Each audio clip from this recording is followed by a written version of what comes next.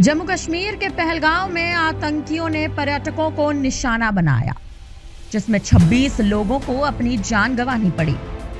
जिसके बाद भारत ने 6 और 7 मई की रात को ऑपरेशन सिंदूर लॉन्च किया।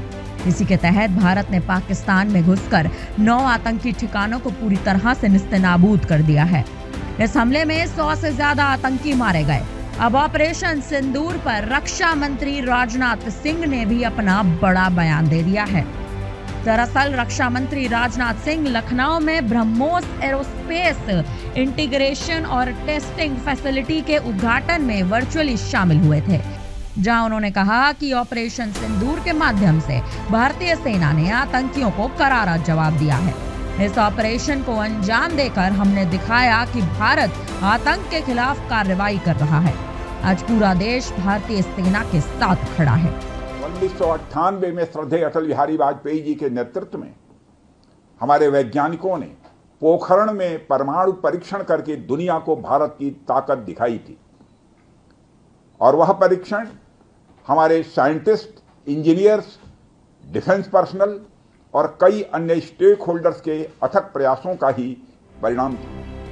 रक्षा मंत्री ने आगे कहा कि ऑपरेशन सिंदूर को पाकिस्तान में आतंक को खत्म करने के लिए लॉन्च किया गया था, जिस पर भारतीय सेना ने पाकिस्तान में सिर्फ आतंकियों को निशाना बनाया, लेकिन पाकिस्तानी सेना ने आम नागरिकों को निशाना बना लिया है। इसके अलावा पाक सेना ने भी मंदिर, मस्जिद, गुरुद्वारा और गिरजाघर को निशाना बनाया। पाकिस्तान की यह हरकत कतई बर्दाश्त करने लायक नहीं थी। हमारे वैज्ञानिकों तथा इंजीनियर्स को मान्यता देने, उनको रिकॉग्नाइज करने और उनके कंट्रीब्यूशन को एक्नॉलेज करने का दिन है। मुझे अच्छी तरह याद है, जब मैंने इसका शिलान्यास किया था, उस समय माननीय मुख्यमंत्री श्री योगी आदित्यनाथ जी भी थे। उस दौरान मैंने यह इच्छा जाहिर की थी कि जितनी जल्दी हो सके इस प्रोजेक्ट को पूरा कर लिया जाए। और मुझे यह देखकर बेहद खुशी हुई कि आप लोगों ने मेरी भावनाओं का सम्मान रखा और महज 40 महीने में इस प्रोजेक्ट को पूरा करके दिखाया। आज हमारे आसपास जैसी परिस्थितियां हैं, उसे देखते हुए ये बेहद जरूरी हो जाता है कि हम अपने लक्ष्यों को ऐसे ही समयबद्ध तरीके से पूरा करते रहें। इस मौके पर मैं उत्तर प्रदेश के माननीय मुख्यमंत्री श्री योगी आदित्यनाथ जी का विशेष आभार प्रकट करता हूं। यदि इतने कम समय में ब्रह्मोस की इंटीग्रेशन एंड टेस्टिंग फैसिलिटी की स्थापना हो सकी, तो इसके पीछे योगी जी का बहुत बड़ा योगदान है। मैं DRDO, हमारे वैज्ञानिक, हमारे इंजीनियर्स और इस प्रोजेक्ट से जुड़े हर व्यक्ति और संस्था को मैं हृदय से बधाई देता हूं।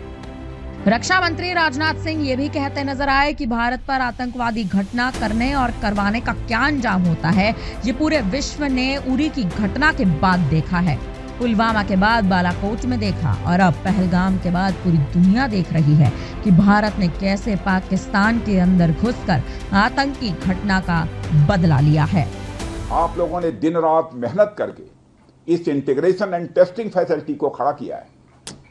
देश भर के वैज्ञानिक, इंजीनियर्स और युवाओं का योगदान हमें इस फैसिलिटी सेंटर में देखने को मिलेगा। मैं आपकी मेहनत और लगन को नमन करता हूं। साथियों, हमारी सरकार जब उत्तर प्रदेश में डिफेंस कॉरिडोर के विजन को लेकर आगे बढ़ी थी, तो उस समय हमारे सामने अनेक बड़े लक्ष्य थे। उन तमाम लक्ष्यों में से हमारा एक उद्देश्य यह भी था कि हम उत्तर प्रदेश को एक बार फिर देश के प्रोडक्शन सेंटर के रूप में डेवलप करें।